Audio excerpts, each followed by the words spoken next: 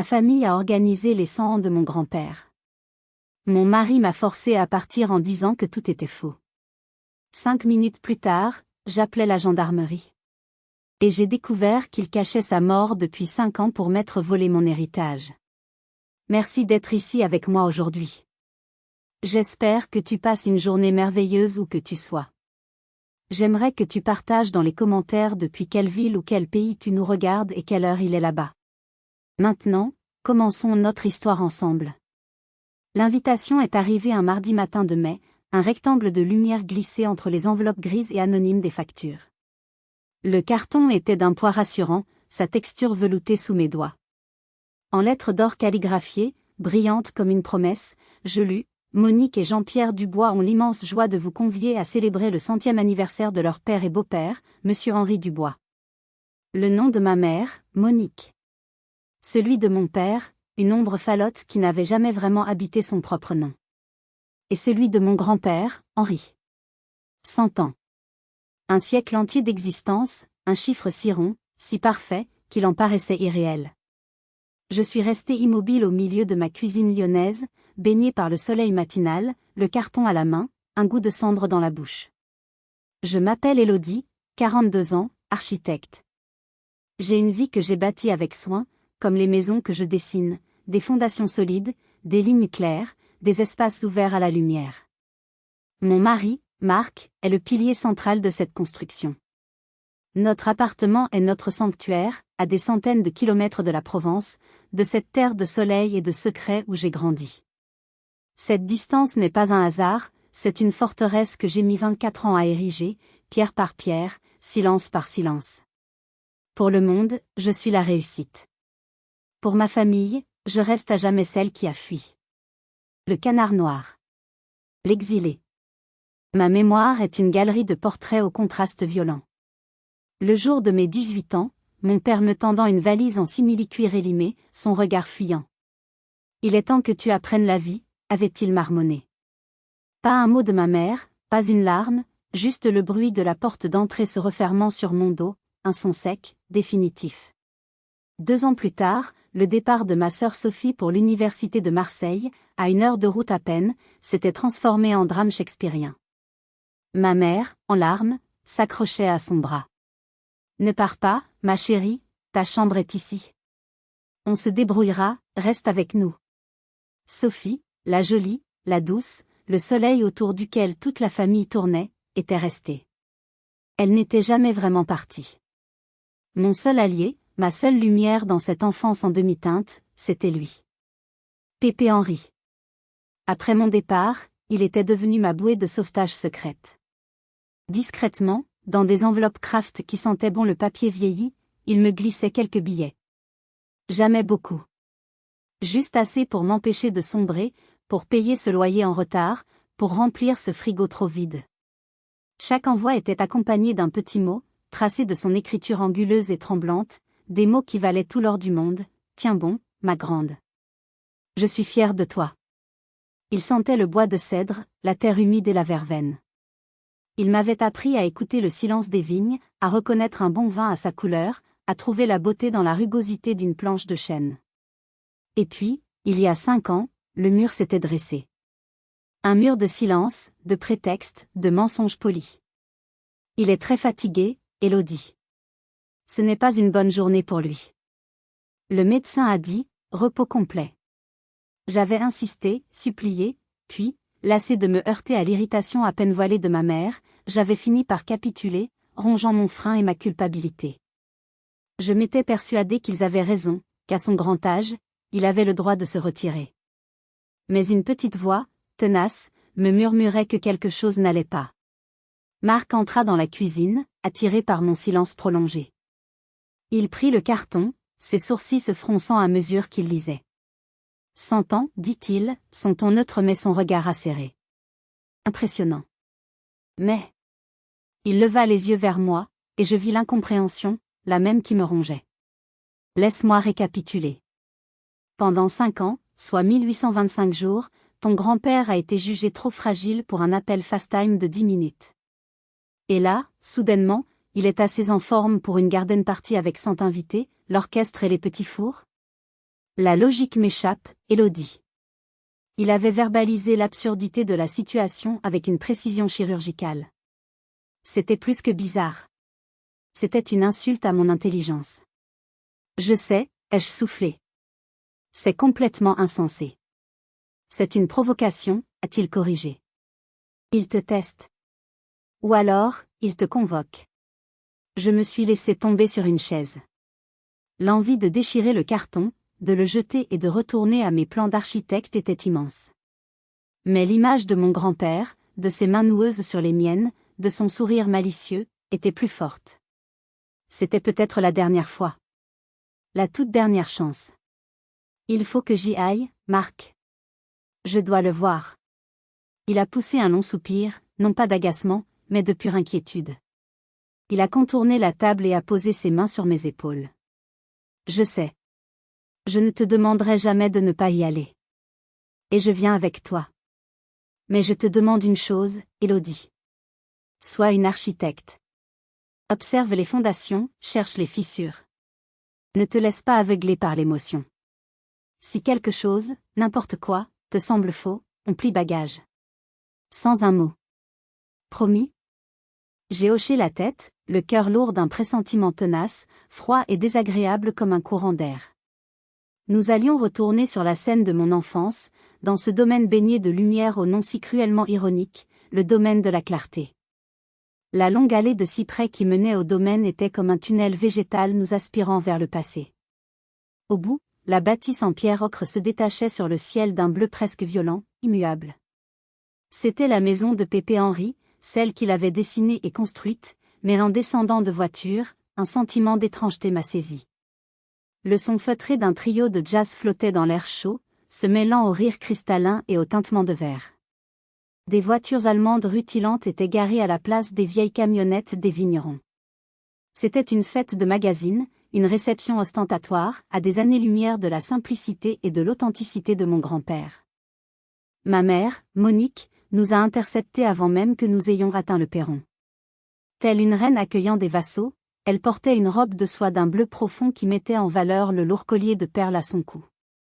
Son sourire était une œuvre d'art, parfaitement dessinée, mais qui ne parvenait pas à atteindre ses yeux. Élodie. Mon Dieu, tu es venue. Quelle merveilleuse surprise. Son étreinte fut brève, rigide, un simple contact de joue parfumée au Chanel numéro 5. Elle accorda à Marc un signe de tête distant, son regard balayant déjà les environs, s'assurant que chaque détail de sa mise en scène était parfait. Tu es magnifique, maman. C'est une réception incroyable.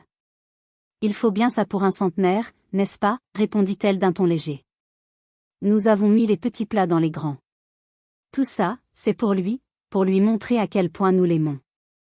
Ces mots sonnaient faux, comme une réplique apprise par cœur. J'ai cherché ma sœur du regard. Sophie se tenait près du buffet, à côté de son mari, Pierre. Elle riait un peu trop fort à une de ses plaisanteries. Quand elle m'a vue, son rire s'est figé. Elle m'a fait un petit signe de la main, presque coupable, avant de se replonger dans une conversation animée avec un couple que je n'avais jamais vu. Pierre, lui, m'a toisé de haut en bas, un petit sourire suffisant aux lèvres. En costume de lin et mocassin de luxe, il avait l'air d'un coq en pâte. Il était chez lui, et il tenait à ce que je le sache. Ils avaient tous l'air d'être chez eux. Ils avaient envahi l'espace, digéré l'héritage de mon grand-père avant même qu'il ne soit parti. Allons boire quelque chose, a murmuré Marc à mon oreille, sentant mon malaise. Nous nous sommes frayés un chemin dans la foule. J'entendais des bribes de conversation, des histoires de bourse, de vacances aux Maldives, de rénovations coûteuses. Ces gens n'étaient pas les amis de mon grand-père. Ses amis étaient des vignerons, des artisans, des gens du village. Cela étaient les relations de ma mère, le public de sa grande performance. Je me sentais comme une anthropologue étudiant une tribu inconnue. Alors que je prenais une flûte de champagne d'un plateau, une main ridée mais ferme s'est posée sur mon avant-bras. Élodie, ma petite, c'est bien toi. Je me suis retournée pour faire face au visage familier et bienveillant de Madame Leclerc, notre voisine de toujours. Ses yeux bleus, vifs comme ceux d'un oiseau, me scrutaient avec une intensité affectueuse. Madame Leclerc. Quel bonheur de vous voir ici. Son sourire ne masquait pas l'inquiétude dans son regard. Elle m'a entraîné légèrement à l'écart, près d'un massif de lauriers roses. Le bonheur est partagé, mon enfant. Mais dis-moi. Elle a baissé la voix, jetant un regard méfiant autour d'elle. Faites attention à toi. Rien n'est plus comme avant ici. L'atmosphère est pesante. Mon cœur a raté un battement. Que voulez-vous dire? Oh, je ne sais pas trop. Ce sont des impressions de vieille femme, peut-être. Mais ton grand-père, il y a quelque chose qui ne va pas, elle a marqué une pause, cherchant ses mots. La dernière fois que je l'ai vu se promener, tu sais, comme il aimait le faire, entre ses rangs de vignes, c'était à l'automne. Il y a bien 5 ans. Il m'avait dit qu'il était inquiet. Inquiet pour l'avenir du domaine, pour toi. Il disait que ta mère et ta sœur avaient changé, qu'elle ne voyait plus que l'argent. Et puis, du jour au lendemain, plus rien. Disparu des radars. Monique m'a servi une histoire de mauvaise chute, de dépression, qu'il ne voulait voir personne. Ça ne ressemble pas à Henri. Henri, c'est un chêne. Même fatigué, un chêne ne se cache pas, elle m'a serré la main, ses doigts secs et chauds. Je ne veux pas gâcher ta journée, ma petite. Mais sois prudente. Ouvre l'œil. Elle s'est éloignée pour saluer quelqu'un d'autre, me laissant là, chancelante, la flûte de champagne tremblant dans ma main. Ce n'était plus une impression. C'était un témoignage. Un témoignage qui donnait un poids terrible à mes propres doutes. 5 ans. Le chiffre maudit revenait encore et encore, comme le refrain d'une chanson funèbre. Marc s'est approché, le visage grave. J'ai entendu. Marc, j'ai peur, ai-je avoué dans un souffle. Moi aussi, a-t-il répondu. Reste près de moi. Et souviens-toi de ta promesse.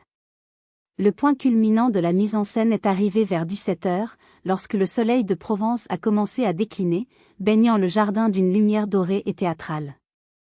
Le trio de jazz a entamé une mélodie douce et nostalgique. Ma mère s'est avancée sur la terrasse, a tapoté un micro qui a produit un léger sifflement, et a demandé le silence d'un geste de la main. Mes chers amis, chère famille, a-t-elle commencé, sa voix vibrant d'une émotion parfaitement maîtrisée. En ce jour exceptionnel, nous sommes réunis pour célébrer non seulement un homme, mais un siècle d'histoire, de travail et d'amour. Le moment que nous attendons tous est arrivé. Pour son 100e anniversaire, veuillez faire un triomphe à l'homme de nos vies, mon père, notre pépé, Henri. Sur son signal, 2 jeunes serveurs en livrée ont poussé un lourd fauteuil roulant depuis l'intérieur de la maison. Un tonnerre d'applaudissements a éclaté, des « bravo » et des « joyeux anniversaire » ont fusé de la foule. Et au milieu de ce tumulte, il est apparu. L'homme dans le fauteuil. Il était vêtu d'un costume en tweed clair, d'une chemise d'un blanc immaculé et d'un nœud papillon. Ses cheveux argentés, un peu trop abondants, étaient coiffés en arrière. Il avait l'air, en bonne santé. Remarquablement en bonne santé. Son visage, bien que ridé, était plein, ses joues avaient une couleur rosée que l'on voit rarement chez les centenaires. Il a esquissé un sourire vague et a levé une main gantée de blanc dans un salut royal et distant. Son regard, derrière des lunettes à monture d'écaille, balayait la foule sans se fixer sur personne, un regard vide, opaque, comme celui d'une statue. Un froid polaire m'a envahi. C'était un choc physique, comme si on m'avait plongé dans une eau glacée. Ce n'était pas lui. Ce n'était pas le visage de mon grand-père. Les yeux de Pépé Henri pétillaient, même les jours de grande fatigue. Ils étaient des fenêtres ouvertes sur un esprit vif et malicieux. Les yeux de cet homme étaient des vitres sans teint. J'ai scruté son visage, désespérément, cherchant un détail familier, une ride, une expression, n'importe quoi. Rien.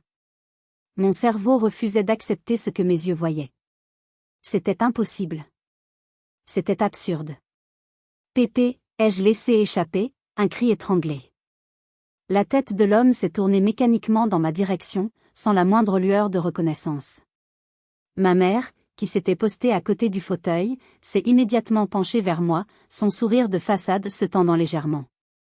Il n'entend presque plus, ma chérie, a-t-elle murmuré pour que seule une partie de l'assistance l'entende. Et la mémoire, tu sais ce que c'est à cet âge. Il a ses bons et ses mauvais jours. À côté de moi, Marc était devenu une statue de granit. Il ne disait rien, ne bougeait pas. Son regard n'était pas celui d'un petit-fils par alliance.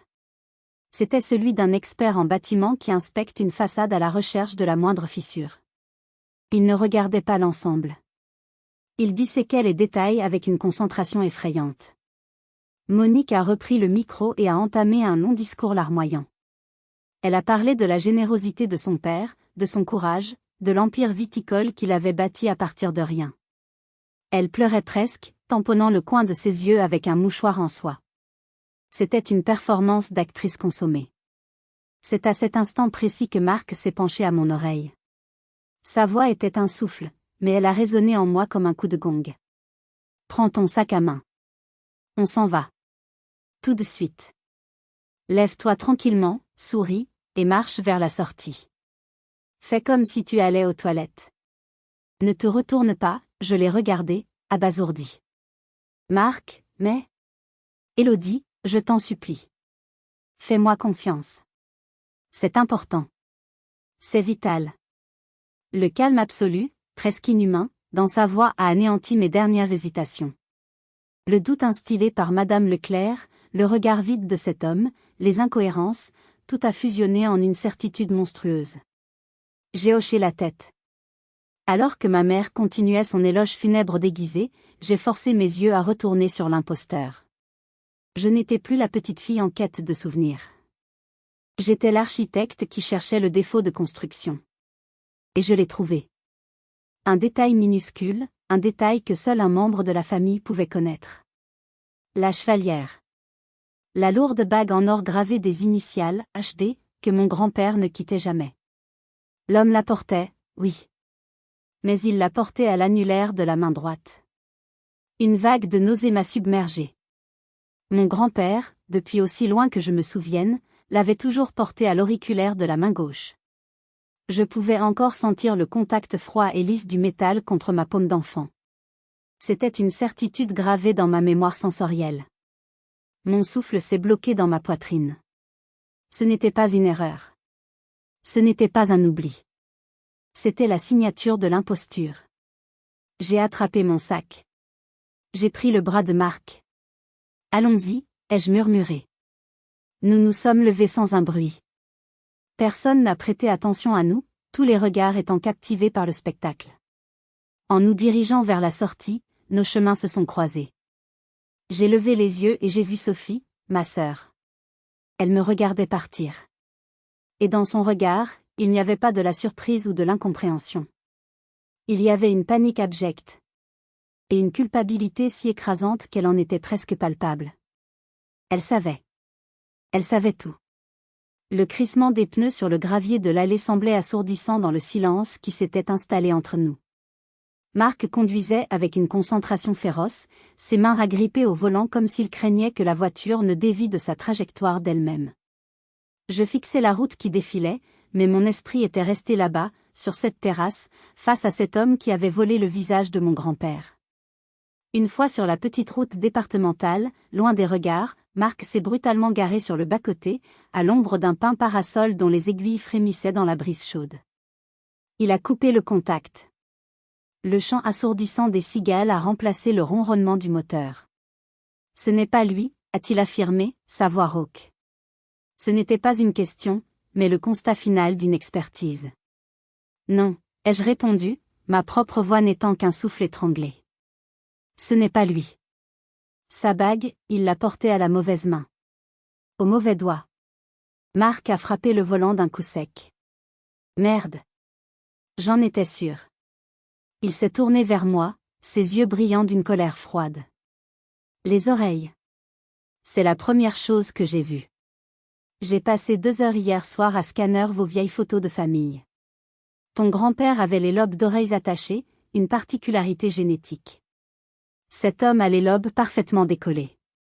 Et la cicatrice, Élodie, la petite cicatrice blanche au-dessus de son sourcil gauche? Celle qu'il s'était faite en tombant de l'échelle dans la grange? Elle a disparu. Comme par magie. Et il est droitier. Je l'ai vu prendre son verre de la main gauche. Un droitier contrarié, peut-être, mais un gaucher quand même. Chaque détail qu'il énumérait était un coup de marteau sur le cercueil de mon incrédulité. C'était un plan. Un plan audacieux, insensé, mais méticuleusement préparé. C'est mon oncle Gérard, ai-je murmuré, le nom me brûlant les lèvres. Le frère de ma mère, la brebis galeuse, le joueur, celui qui avait toujours eu une ressemblance troublante avec Pépé Henri jeune. C'est la seule explication plausible, a convenu Marc. Ils ont dû le maquiller, le vieillir. Le choc initial, cette paralysie glaciale, commençait à se dissiper, remplacée par une émotion nouvelle, une émotion que je ne m'étais jamais autorisée à ressentir pleinement envers ma famille, une haine pure, glaciale et tranchante. Ils n'avaient pas seulement menti. Ils n'avaient pas seulement volé. Ils avaient commis une profanation. Ils avaient organisé ce cirque grotesque, cette mascarade pathétique, dans sa propre maison, pour célébrer sa non-existence. J'ai senti une force nouvelle monter en moi. La petite fille effrayée et rejetée était morte sur cette terrasse. À sa place se tenait une femme dont le cœur était rempli d'une rage froide et déterminée. J'ai regardé Marc. Mes larmes avaient cessé de couler. Mes mains ne tremblaient plus. On ne va pas seulement appeler les gendarmes, ai-je déclaré, ma voix soudainement dure comme de l'acier. On va les anéantir. Marc m'a observé, surpris par la métamorphose. Il a vu la flamme dans mes yeux et a hoché la tête, un lent sourire se dessinant sur ses lèvres.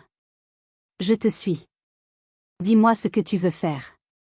Mon esprit d'architecte, habitué à concevoir des plans et à anticiper les problèmes, s'est mis en marche avec une clarté redoutable. J'ai sorti mon téléphone et mon carnet. Phase 1, l'effet de surprise. J'appelle la gendarmerie. Maintenant. Tant qu'ils sont tous là, ivres de leur succès, pris au piège de leur propre fête. Je vais leur décrire l'imposture, les détails, et je vais insister sur notre inquiétude quant au sort de mon véritable grand-père. Je veux qu'ils débarquent en plein milieu de la fête. Je veux voir leur visage quand la musique s'arrêtera. J'ai fait défiler mes contacts. Phase 2, les alliés. Demain, à la première heure, je vais voir Madame Leclerc. Elle sait des choses. Elle va parler. Elle était son amie la plus proche. Sa parole aura du poids. J'ai griffonné son nom. Phase 3, l'arme légale. Maître Antoine Dubois. Le notaire d'Apt.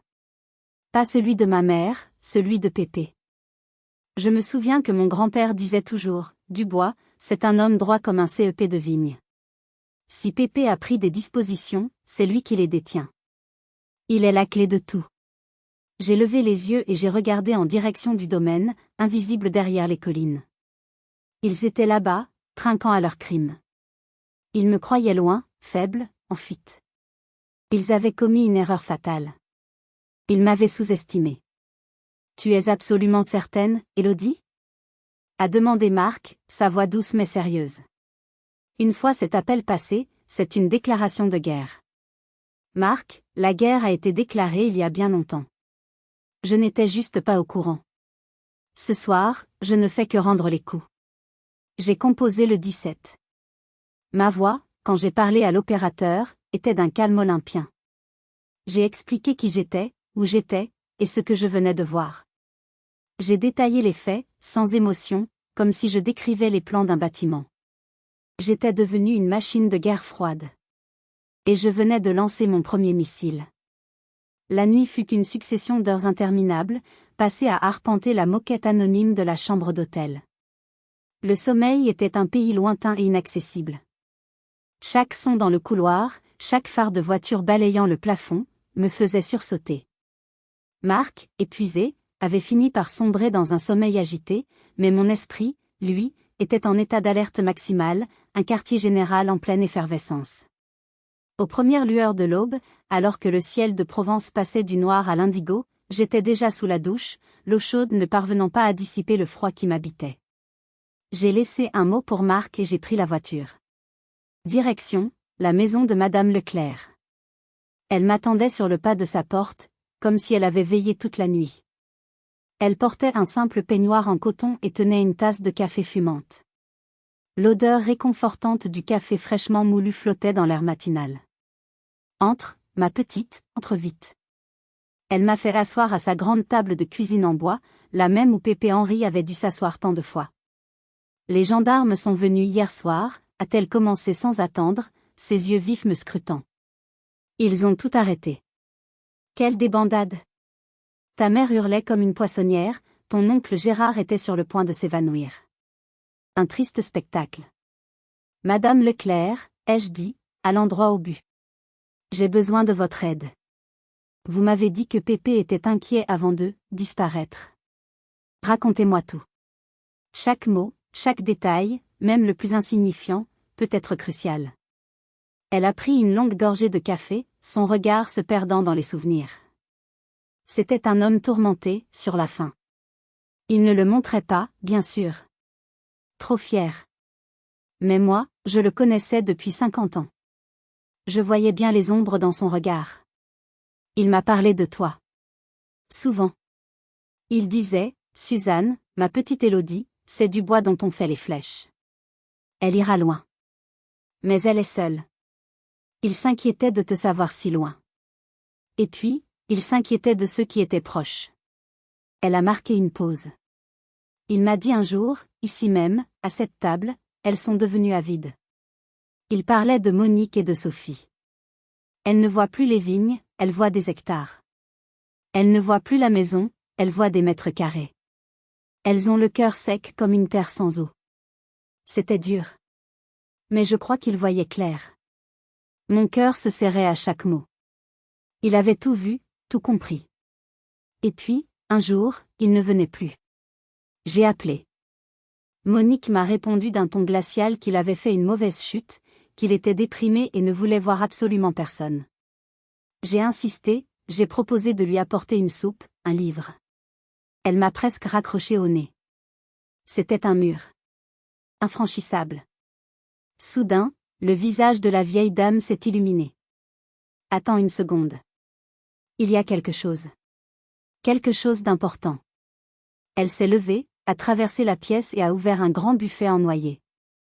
Elle en a sorti une vieille boîte à biscuits en fer blanc, décorée de scènes pastorales un peu passées de mode. Il m'a confié ça. Quelques semaines avant que je ne le voie plus. Il était grave, ce jour-là. Il m'a dit, Suzanne, ma vieille amie, garde ça précieusement.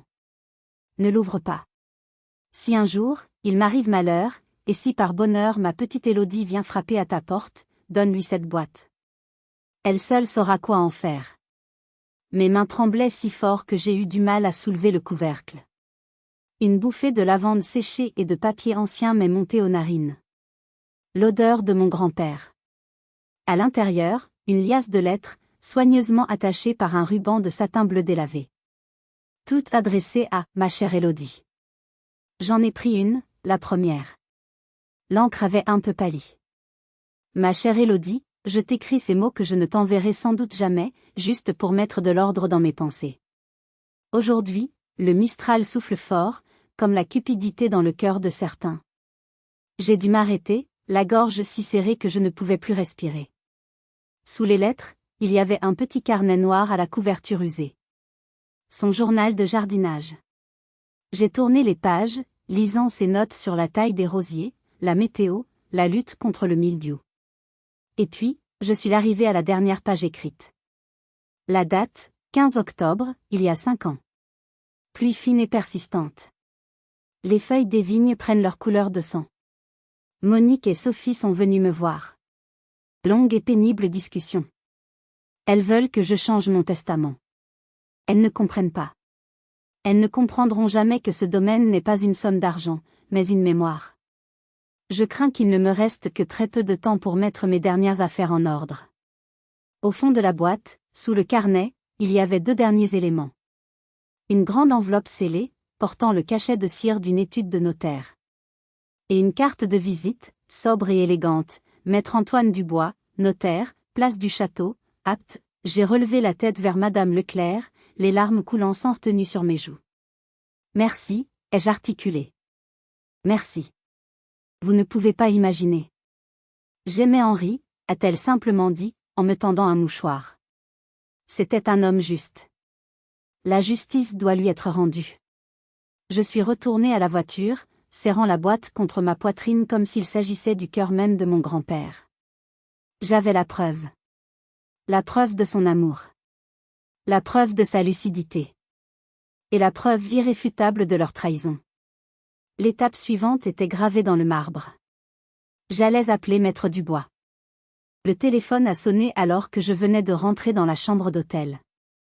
C'était un numéro masqué. J'ai décroché, le cœur battant. C'était le maréchal des logis-chefs de la gendarmerie de Cavaillon.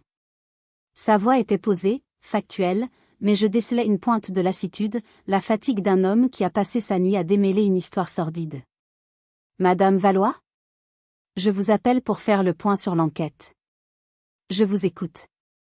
Suite à l'interrogatoire de monsieur Gérard Martin, votre oncle, qui a été placé en garde à vue cette nuit, nous avons obtenu des aveux complets. Il y eut une pause, comme pour me préparer. Madame, je suis au regret de vous informer officiellement que votre grand-père, monsieur Henri Dubois, est décédé. Même en m'y étant préparé, la confirmation officielle a eu l'effet d'une déflagration. Le monde autour de moi est devenu cotonneux. Quand ai-je réussi à demander, ma voix un filet d'air? Le 20 octobre, il y a 5 ans. Selon les dires de votre oncle, qui corroborent les premiers éléments, il serait mort dans son sommeil, de cause naturelle. Votre mère et votre sœur l'auraient découvert le matin. Le gendarme a poursuivi son récit, d'une voix qui se voulait neutre mais qui ne pouvait masquer l'horreur de la situation. Paniquée à l'idée de me voir hériter du domaine, comme monsieur Dubois le leur avait apparemment annoncé, elles auraient conçu ce plan insensé.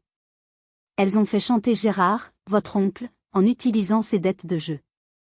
Elles ont obtenu la complicité du médecin de famille, le docteur Martin, un homme qui devait beaucoup à votre grand-père et qui a accepté de signer un certificat de décès antidaté et de ne pas déclarer le décès, en échange d'une somme d'argent importante. Et, le corps, ai-je osé demander, la gorge sèche. Ils l'ont enterré la nuit suivante, dans une partie isolée du domaine, près d'un vieux chêne. Nous avons localisé l'endroit.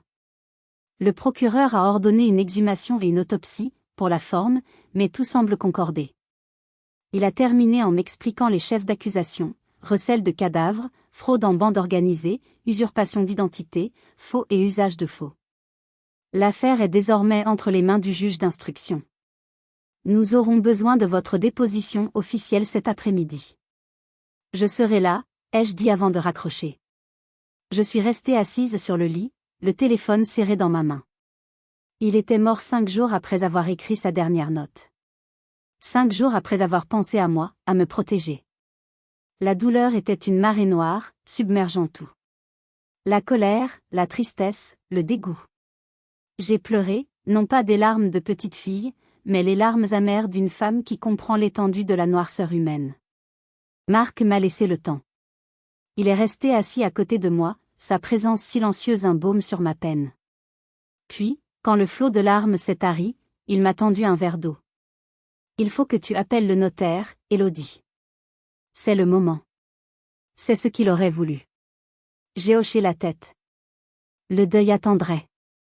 Le combat devait continuer. Pour lui. J'ai composé le numéro de maître Antoine Dubois. Sa secrétaire, à l'énoncé de mon nom, a semblé surprise même à passer la communication sans attendre. Mademoiselle Valois ? Antoine Dubois à l'appareil. Je suis soulagée d'avoir enfin de vos nouvelles. Sa voix était chaude, posée, celle d'un homme habitué aux tempêtes. Maître, ai-je commencé, je viens d'apprendre la vérité. Mon grand-père est décédé il y a 5 ans. Un long soupir a traversé le téléphone. Je m'en doutais.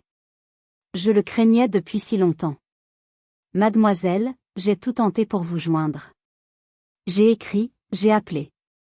Votre mère m'a servi un tissu de mensonges.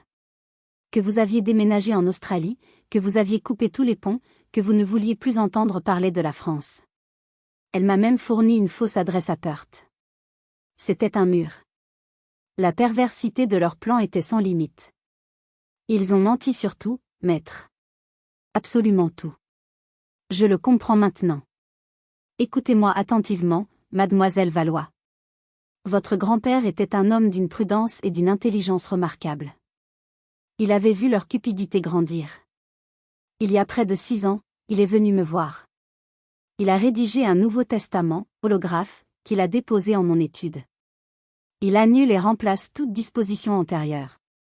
Il est ici, dans mon coffre, en parfaite sécurité. Mon souffle s'est suspendu. Que dit ce testament? Il est très simple, mademoiselle. Il vous lègue l'intégralité de son patrimoine. Le domaine de la clarté, les vignes, les bâtiments, les comptes bancaires, les placements financiers. Tout. Il fait de vous sa seule et unique héritière. Il m'avait précisé qu'il avait eu une discussion très claire avec votre mère à ce sujet. Il voulait que les choses soient transparentes. C'est sans doute ce qui a précipité leur folie. Le puzzle était désormais complet. Chaque pièce, même la plus monstrueuse, avait trouvé sa place. J'avais les faits. J'avais les preuves matérielles. Et maintenant, j'avais la loi de mon côté. Maître Dubois, ai-je dit, ma voix retrouvant une fermeté que je ne me connaissais pas, j'ai besoin de vous. J'ai besoin que vous soyez mon avocat, mon représentant. J'ai besoin que vous m'aidiez à faire respecter les dernières volontés de mon grand-père. Mademoiselle, a-t-il répondu sans une seconde d'hésitation, et j'ai pu sentir un sourire dans sa voix. Ce sera le plus grand honneur de ma carrière. Le jour de l'expulsion, une ordonnance du juge avait fixé la date et l'heure. Avant que les déménageurs ne viennent vider la maison de leur présence, avant que cette page ne soit définitivement tournée, je ressentais le besoin impérieux d'une dernière confrontation. Pas une scène de cris et de larmes. Une mise au point. Un acte final pour leur signifier, en personne, l'étendue de leur défaite. Je suis arrivé au domaine en fin de matinée, accompagné de Marc et de Maître Dubois. La présence du notaire, homme de loi imposant et calme, agissait comme un rempart, me donnant la force d'affronter ce qui m'attendait. Le grand portail était ouvert. Dans l'allée, un camion de déménagement attendait, vide pour l'instant. La porte d'entrée de la maison était entr'ouverte, comme une bouche édentée. Des cartons éventrés jonchaient le vestibule, dans un désordre qui témoignait de la panique et de la précipitation de leur départ. Ils étaient tous les quatre dans le grand salon, la pièce où s'était tenue la fête. Ma mère, Monique, se tenait droite comme un « i », près de la cheminée de marbre, son visage un masque de défi et de haine. Mon père, Jean-Pierre, se tenait légèrement en retrait d'elle, le regard fuyant, plus transparent et insignifiant que jamais. Sur le canapé, Sophie pleurait silencieusement, le visage enfoui dans ses mains, tandis que son mari, Pierre, lui tapotait maladroitement l'épaule, me lançant des regards noirs. L'air était si lourd qu'on aurait pu le couper au couteau. Ma mère a brisé le silence, sa voix sifflante comme un serpent. Te voilà. La grande gagnante. Tu viens savourer ton triomphe? Te repaître de notre malheur? Non, ai-je répondu d'une voix posée, en m'avançant au centre de la pièce. Je les ai regardés un par un. Je viens vous regarder dans les yeux une dernière fois. Tu n'as donc aucune pitié? Aucune décence, a-t-elle enchaîné, sa voix montant dans les aigus. Nous humilier de la sorte. Appeler les gendarmes. Nous jeter à la rue. Ta propre famille. Un rire sec, sans joie, m'a échappé. Ma famille? Tu oses prononcer ce mot? De quelle famille parles-tu, Monique? Celle qui enterre son patriarche la nuit, comme un animal, sans prière et sans cercueil? Celle qui danse et boit du champagne pour célébrer un mensonge? Celle qui vole une petite fille de son deuil et un homme de sa dignité? Non, ne me parle pas de famille. Vous n'êtes qu'une association de malfaiteurs. Le visage de mon père est devenu cireux. Sophie a redoublé de sanglots. Seule ma mère m'a fait face, ses yeux noirs lançant des éclairs. Tu ne sais rien de ce que nous avons enduré, a-t-elle crié. Toi, la grande dame de Lyon. Tu es partie, tu nous as laissé nous débrouiller avec un vieil homme malade et ses caprices. Ce domaine, cet argent, c'était notre compensation. Notre dû pour toutes ces années de sacrifice. Le sacrifice, ai-je répété, sentant la colère monter en moi comme une lave en fusion. Quel sacrifice? Celui de l'isoler du monde? De filtrer ses appels? De le réduire au silence en attendant qu'il meure pour pouvoir mettre la main sur son argent? Vous n'avez pas pris soin de lui. Vous l'avez mis en cage. Tu as profané sa mémoire, tu as piétiné son nom, tu as menti, tu as volé. Tout ça pour l'argent. C'est à ce moment que son masque de dignité outragée a volé en éclats. Elle a fait un pas vers moi, le visage tordu par une rage pure. Et alors? Oui. Pour l'argent. L'argent qu'il voulait te donner à toi. L'ingrate. L'égoïste qui n'a jamais été là. Cet argent nous revenait de droit. Elle a eu un ricanement hideux, un son qui m'a glacé les os. Ta seule erreur, ma pauvre fille, ça n'a pas été d'appeler les flics. Ta seule erreur, c'est d'être revenue. Tu n'aurais jamais dû revenir. La vérité de sa pensée, crue, brutale, venait d'être exposée à la lumière du jour. Il n'y avait aucun regret. Juste la haine de s'être fait prendre. Sophie s'est alors levée, chancelante, le visage bouffi de larmes. Élodie, je t'en supplie. Pardonne-moi. Je suis tellement désolée. Je n'ai pas eu le courage. J'avais peur. Je me suis tournée vers elle, mais la pitié que j'aurais pu ressentir s'était évaporée, remplacée par un mépris froid. Le courage? Tu as eu le courage de profiter de son argent pendant 5 ans. Tu as eu le courage de sourire à sa fausse fête d'anniversaire. Tu as eu le courage de me mentir au téléphone. Alors ne me parle pas de courage. Garde tes larmes, Sophie. Elles ne laveront pas la saleté de tes mains. Tu es aussi coupable qu'elle. Elle a reculé comme si je l'avais frappée et s'est effondrée à nouveau sur le canapé. Je me suis retournée une dernière fois vers ma mère. C'est fini, ai-je dit, chaque mot pesé, définitif. Vous avez tout perdu. La maison, l'argent, et le peu d'honneur qu'il vous restait. J'espère que vous profiterez bien de votre nouvelle vie. Vous l'avez amplement mérité. Sans attendre de réponse, j'ai tourné les talons. Maître Dubois et Marc m'ont emboîté le pas. En quittant le salon, j'ai entendu ma mère hurler mon nom, un cri de rage impuissante qui s'est brisé contre les murs. Je n'ai pas ralenti. J'ai traversé le vestibule en désordre, j'ai franchi le seuil de la porte, et je suis sorti dans la lumière éclatante du soleil de Provence, laissant l'ombre et le poison de cette famille derrière moi, pour de bon. La confrontation fut une catharsis, mais la guerre n'était pas terminée. La bataille suivante se jouerait dans l'arène aseptisée et formelle du palais de justice d'Avignon.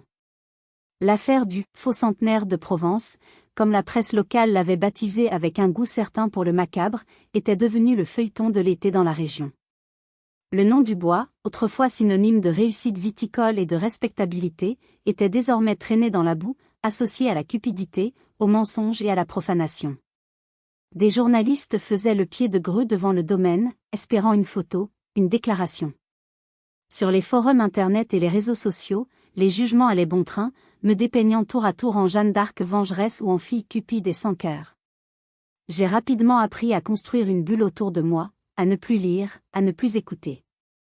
La seule opinion qui comptait était celle de Marc, de Maître Dubois, et la petite voix intérieure qui me disait que je faisais ce qui devait être fait. Le procès s'est ouvert 6 mois plus tard, dans une salle d'audience bondée et étouffante. Voir ma mère, mon père et ma sœur s'avancer pour s'asseoir sur le banc des accusés a été un spectacle étrange et poignant. Ils semblaient avoir vieilli de 10 ans. Leurs vêtements sombres, leurs visages tirés et leurs regards fuyants contrastaient violemment avec l'arrogance qu'ils affichaient quelques mois plus tôt. Ils étaient devenus des figures pitoyables. Lorsque le greffier a appelé mon nom et que je me suis avancé vers la barre des témoins, un silence pesant s'est abattu sur la salle. J'avais préparé mon témoignage avec Maître Dubois, non pas pour apprendre un texte, mais pour structurer ma pensée. Je voulais être factuelle, précise, et laisser les faits parler d'eux-mêmes. J'ai parlé d'une voix claire et posée. J'ai raconté mon enfance, l'amour de mon grand-père, mon départ, puis les 5 années de silence et de prétexte. J'ai décrit la fête, le choc, la chevalière à la mauvaise main. J'ai raconté ma découverte de la boîte en fer blanc, des lettres, du testament. Pendant tout mon témoignage, je n'ai pas jeté un seul regard vers le banc des accusés. Je m'adressais à la cour, aux juges, aux jurés. Je parlais pour que la vérité de mon grand-père soit enfin inscrite dans les annales de la justice. Les avocats de la défense, 3 ténors du barreau, ont tenté de construire une narration alternative. Ils ont plaidé le deuil pathologique, la dépression collective, un acte d'amour maladroit d'une famille qui ne voulait pas laisser partir son patriarche. Ils ont essayé de me dépeindre comme une étrangère, une fille distante qui ne pouvait pas comprendre les liens complexes et la douleur de ceux qui étaient restés. C'était une tentative désespérée et insultante. Maître Dubois, lors de sa plaidoirie, a été magistral. Avec un calme olympien et une logique implacable, il a démonté leur château de cartes. Il a présenté les preuves de la préméditation, les retraits d'argent liquide juste après le décès, les recherches Internet sur la conservation des corps, le chantage exercé sur mon oncle. Il a lu des extraits des lettres de mon grand-père, sa voix emplissant la salle d'audience de la lucidité et de l'amour de cet homme trahi. Il a conclu en disant « Mesdames et messieurs les jurés, ne vous y trompez pas. Il ne s'agit pas ici d'un deuil difficile. Il s'agit d'une conspiration sordide, motivée par le plus vieux des péchés, l'avarice. » Le verdict est tombé après 2 longues journées de délibération. Ils ont été reconnus coupables de tous les chefs d'accusation. Je m'attendais, je l'avoue, à une peine de prison ferme. Une sanction exemplaire.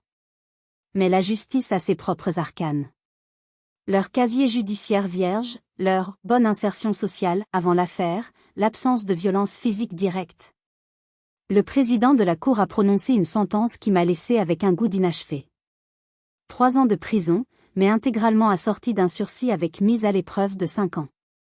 Une amende record, certes, qui les laissait ruiner. L'obligation de rembourser l'intégralité des sommes détournées, ce qui prendrait le reste de leur vie. Une interdiction formelle de me contacter ou de s'approcher de moi ou du domaine. Mais pas un jour de prison. En sortant du tribunal, submergé par les flashs des photographes, j'ai senti une vague de frustration. Marc m'a serré la main. « Ne regarde pas ça comme ça », m'a-t-il dit. La vraie peine, ce n'est pas celle du juge. C'est celle du monde extérieur. Il avait raison. Leur condamnation la plus lourde n'était pas dans le code pénal. C'était la honte. La ruine sociale. Dans le microcosme de la Provence, où les réputations se font et se défont en un murmure, ils étaient devenus des parias, des lépreux. C'était leur prison à ciel ouvert, une prison dont les murs étaient faits du regard des autres. Et de celle-là, ils ne s'évaderaient jamais. Les semaines qui ont suivi le verdict ont été un tourbillon de formalités administratives. Maître Dubois a géré la succession avec une efficacité redoutable, et un jour, il m'a convoqué à son étude pour me remettre un énorme trousseau de clés anciennes et un épais dossier contenant les titres de propriété. J'étais officiellement la gardienne du domaine de la clarté. Y retourner seule pour la première fois fut une expérience étrange, presque irréelle. En franchissant le grand portail, ce n'était plus en tant que visiteuse, ni en tant que guerrière, mais en tant que maîtresse des lieux. La maison était vide, silencieuse, mais elle semblait encore vibrer des échos du drame. L'air était confiné, sentant la poussière et l'abandon. Des traces de l'enquête étaient encore visibles, un ruban de la gendarmerie oublié sur une porte, des marques au sol là où des meubles avaient été déplacés. C'était une scène de crime émotionnel. Pendant plusieurs jours, j'ai arpenté les pièces, ouvrant les volets pour laisser entrer la lumière et l'air frais, comme pour chasser les fantômes. Ils avaient emporté leurs effets personnels, mais tout ce qui appartenait à mon grand-père était resté. Sa bibliothèque, remplie de livres sur l'histoire et la nature, ses fauteuils en cuir usé, sa collection de pipes sur le manteau de la cheminée. C'était comme s'ils n'avaient jamais osé toucher à son essence, ou plus probablement, comme si cela ne les avait jamais intéressés. Je me sentais comme une archéologue découvrant une civilisation perdue. Chaque objet était une relique, un fragment de sa vie. Je passais des heures dans son bureau, lisant ses carnets, essayant de reconstituer le puzzle de l'homme qu'il avait été. Un après-midi, rassemblant mon courage, j'ai monté la petite échelle de meunier qui grinçait sous mon poids et qui menait à son atelier, sous les toits. La porte était fermée par un vieux cadenas rouillé. J'ai essayé les clés du trousseau, et l'une d'elles, petite et ouvragée, a tourné dans la serrure avec un déclic qui a résonné dans le silence. En poussant la porte, j'ai été submergée. L'odeur. Cette odeur si particulière, un mélange de bois de cèdre, de sueur, d'huile de lin et de thym suspendu. C'était l'odeur de mon enfance, l'odeur de la sécurité. Rien n'avait bougé. Ces ciseaux à bois, ces gouges, ces rabots étaient méticuleusement rangés sur un panneau mural. Sur l'établi, un petit bateau en noyer, à moitié terminé, était encore serré dans l'étau, attendant une main qui ne viendrait plus. Une épaisse couche de poussière grise recouvrait tout, un linceul de silence et d'oubli. Je me suis assise sur son vieux tabouret en bois, celui sur lequel il me faisait grimper pour que je puisse voir son travail. J'ai caressé le bois usé de l'établi, sentant les entailles et les marques laissées par des décennies de travail. Et là, dans la solitude et la lumière dorée qui filtrait par la lucarne, j'ai enfin pu faire mon deuil. J'ai pleuré, non pas la victime d'une conspiration, mais l'homme. Mon grand-père. J'ai pleuré pour les histoires qu'il ne me raconterait plus, pour les rires que je n'entendrais plus, pour la petite fille en moi qui venait de perdre son plus grand protecteur. Plus tard, en redescendant, je suis passé par la cuisine. La grande table de ferme était vide, à l'exception d'une feuille de papier pliée, laissée bien en évidence au centre. Je savais de qui elle venait avant même de la toucher. C'était l'écriture anguleuse et rageuse de ma mère. Tu as toujours eu le talent de prendre ce que tu ne méritais pas profitant bien. Il y a 1 an, ces mots m'auraient transpercé. Ils auraient ravivé toutes les insécurités de mon enfance. Mais la femme qui lisait cette note n'était plus la même. J'ai plié soigneusement le papier. Je ne l'ai pas brûlé. Je ne l'ai pas jeté. Je suis allé dans le bureau, j'ai ouvert la boîte à biscuits en fer blanc, et je l'ai glissé à l'intérieur, à côté des lettres de mon grand-père. Marc, qui venait d'arriver de Lyon pour le week-end, m'a vu faire et a froncé les sourcils. « Pourquoi tu gardes ça ? » « C'est une pièce à conviction, ai-je répondu. La preuve de ce que je suis devenu. Je la garde pour ne jamais oublier. Pas leur haine. Mais la force que j'ai trouvée pour y faire face. C'est la première pierre de ma nouvelle construction. Prendre la décision de ne pas vendre le domaine fut un choc pour beaucoup, y compris pour Marc au début. Ma carrière d'architecte à Lyon était florissante. Mais l'idée de confier cette terre, cette mémoire, à des étrangers m'était physiquement insupportable. Ce lieu n'était plus une source de douleur, c'était devenu mon projet, ma mission. J'ai donc fait le grand saut. J'ai mis mon cabinet d'architecte en gérance, et je me suis installé en Provence, dans la grande maison silencieuse. La première année fut un baptême du feu. Je ne connaissais rien à la viticulture, à la gestion d'un domaine agricole. J'étais une citadine parachutée dans un monde de terre, de cycles et de traditions. Ma première décision fut de congédier Jean-Luc, le régisseur qui avait fermé les yeux, et de le remplacer par une jeune œnologue passionnée et audacieuse, qui a cru en mon histoire et en mon désir de faire revivre le domaine. J'ai passé mes journées dans les vignes, les mains dans la terre, à apprendre à tailler, à écouter le vent, à sentir la pluie.